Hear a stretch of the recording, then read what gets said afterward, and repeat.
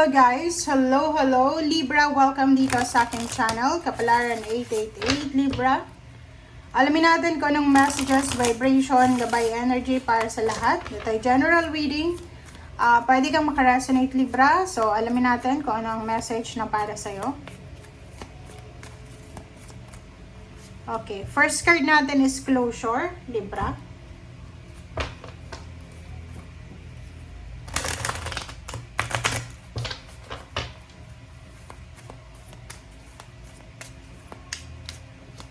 Okay, next is financial and material changes. Wow! Ganda na ito.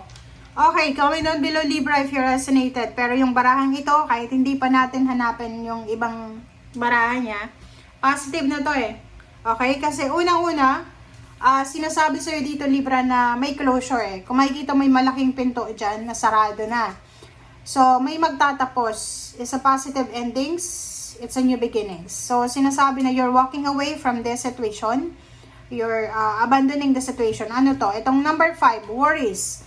Worries about financial and material. Parang ganun. So, Libra, comment down below kasi parang nakikita ko sa'yo dito, several months, 5 years ka ba na aligaga. Worried ka sa usaping pera. Hindi mo alam kung paano balansehin yung pera. Dito, sinasabi ng baraha sa'yo na huwag kang mag-alala kasi simula ngayong April and May, sarado na, 'di ba? Magko-close na yung stage na 'yon. Magko-close na yung sitwasyon na 'yon na wala na, 'di ba? So, for example, marami kang utang na binabayaran. So, this April and May, pwedeng tapos ka na sa pagbabayad. Next is about yung mga financial issues na yan. Takot ka kung anong mangyayari sa future.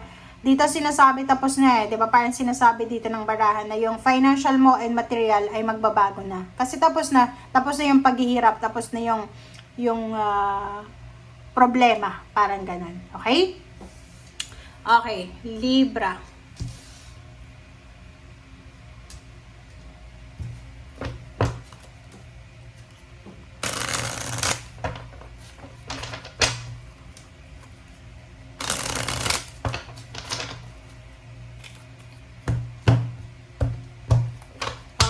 Libra, third deck tayo. Page of Cups. 'Di ba?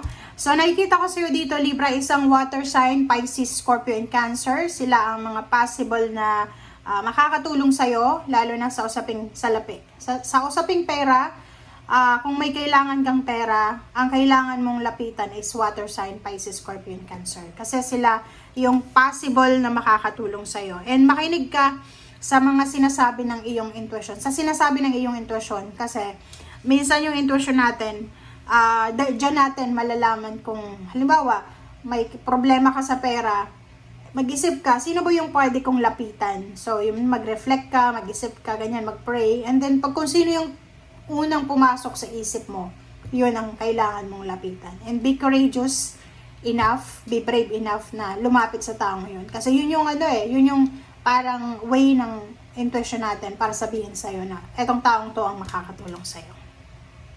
Okay, so King of Swords. Yung King of Swords dito sinasabi na talagang diretso na. Okay? So, sigurado na Libra eto na King of Swords. So, sigurado na makakaalis ka talaga sa financial problems and material scarcity na to na sinasabi ng baraha. Paalis ka na talaga kasi itong King of Swords, no looking back siya eh. Alam mo yung King of Swords, pag umalis siya, dire-diretso siya. Wala siyang pakialam sa madadaanan niya. Wala na siyang pakialam sa past niya. Diba?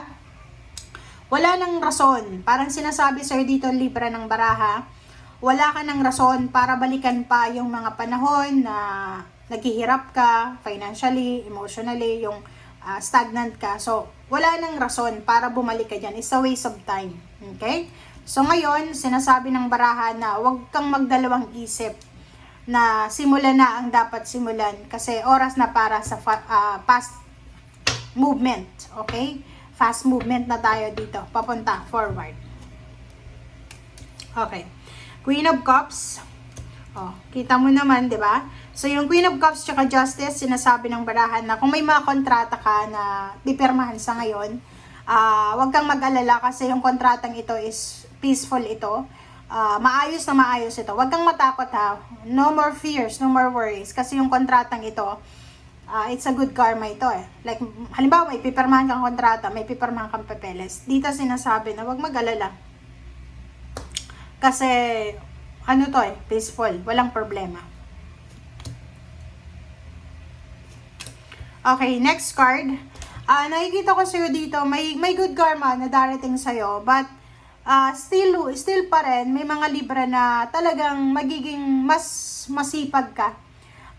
This month of April and May, mas magiging responsible ka sa family mo.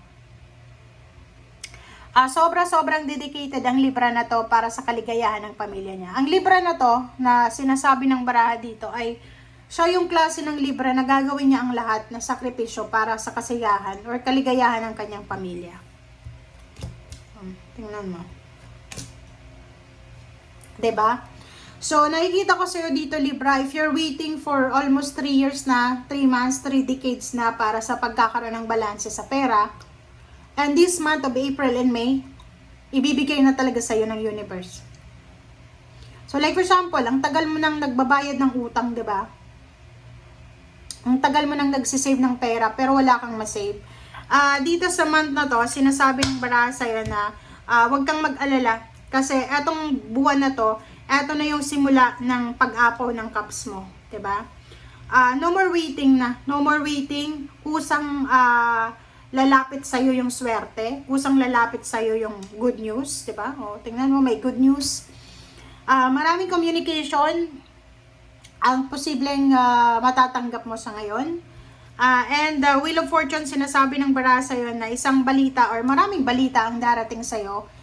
Communication, information, good news, ang posibleng magdadala sa'yo ng pagbabago. So, kung halimbawa, yung sabi ko sa'yo kanina, maraming panahon ka na nagsuffer, mag-isa, nag-aalala, natatakot, lalo na sa usaping pera para sa buong pamilya. Dito, wala ka nang dapat ikatakot, 'di ba? Wala ka nang dapat ikatakot. Sa usaping business or collaboration, kung may business ka, sinasabi ng baraha, like nalugi yung business mo, or pwedeng may business ka dati tapos na-bankrupt ka, diba? Magsara. Dito sinasabi na may good news kang matatanggap na pwedeng yung business na nasimulan mo dati, pwede mong ituloy. Yung iba naman sa inyo, pwedeng tungkol to sa pag-aaral, pwedeng may scholarship tungkol sa para sa mga anak mo, apo, or kung sino man na medyo bata pa sa pamilya. Okay? Okay, and sa ilalim niya is Hermit. So, yung Hermit card, sinasabi ng baraha na yung good fortune, good luck sa'yo this April and May is makikita mo yung liwanag. Makikita mo yung sagot sa mga katanungan mo, sa mga confusion mo. And yung Hermit na to is magdadala sa'yo to ng illumination. Liwanag, di ba? Closure, liwanag, and then new beginnings. Okay? Thank you guys for watching. Bye!